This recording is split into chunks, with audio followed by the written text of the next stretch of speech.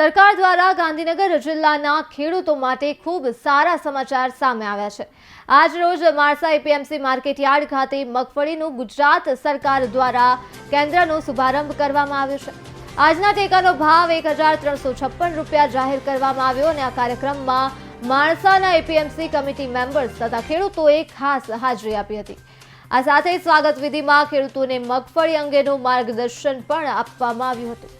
તો ગાંધીનગર લાઈનમાં ઉભો રહેવાનો સવાલ નથી, પણ જ્યારે અહીંયા લોકોને અમે આવીને રૂબરૂ પૂછ્યું ને કે તમે કેટલા વાગે આવીને ઉભા છો, 6 વાગે, તો આ લોકો અડધાએ કીધું 6 વાગે, કોઈ કીધું 4 વાગે, 5 વાગે, પહેલા વારો નથી આવ્યો,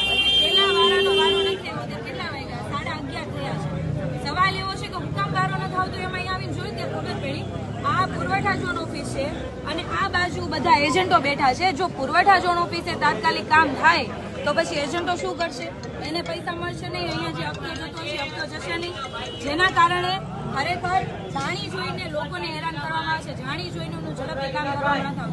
અહીંયા જેટલા પણ લોકો છે તમામ મધ્યમ વર્ગના લોકો છે અને તમામને એક દિવસ પણ પડે ને તો પણ એને ખૂબ મોટી નુકસાની જતી હોય છે। અને અહીંયા લોકો આવીને એવું વિચારે કે ભાઈ આખો દિવસ અહીંયા કાઢવો, એના કરતાં આપણે 500 રૂપિયા આપીને એજન્ટ પાસેથી કામ કરી લઈએ। તો સવાલ એ છે કે જો તમે 500 રૂપિયા એજન્ટને આપો તો તરત તમારું કેવાયસી થઈ જાય છે। જે વસ્તુ મફતમાં થાય છે તમે 500 રૂપિયા એજન્ટને આપશો તો તરત થઈ જશે, પરંતુ લીગલી જો પ્રોસેસ કરવા જશે લોકો તો આવી રીતના લાંબી લાઈનમાં ઉભું રહેવું પડશે। 4 વાગ્યાના લોકો લાઈનમાં છે ને હજી પહેલો વારો નથી આવ્યો એવું આ કાકા કહે છે। તો ખરેખર આ પરિસ્થિતિ કેવી છે?